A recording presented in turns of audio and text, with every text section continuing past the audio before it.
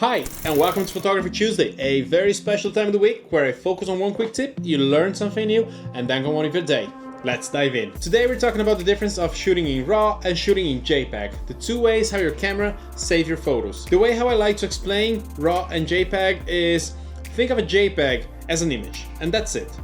Now think of the RAW as different layers of information that your camera captures and save that you can post-process. So let's go through the pros and cons of each one of them, starting by the RAWs. Photographing in RAW gives you far more flexibility when you're editing.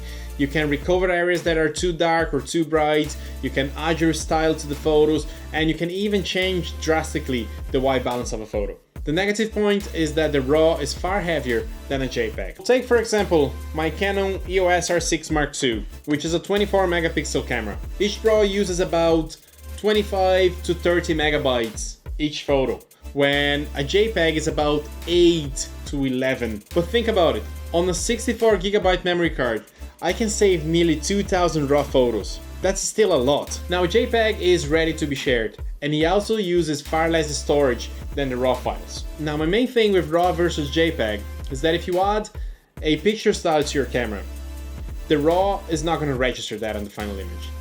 The JPEG is going to embed that picture style onto your photo. So let's say if you add a picture style of black and white to your camera and you take that photo in RAW, that's not going to register the black and white, but you can still make it black and white in editing. On the JPEG, that black and white is embedded already, so you can't bring the colors back if you don't want black and white anymore. Long story short, I don't particularly see a reason to shoot in JPEG if your camera does RAW.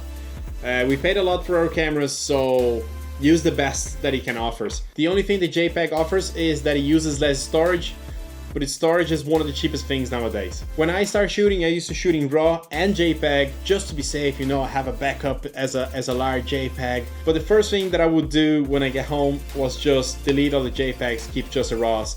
So there was no real point of shooting JPEGs. Today I only shoot RAW. Next week, we're talking about metering modes. I'll see you then.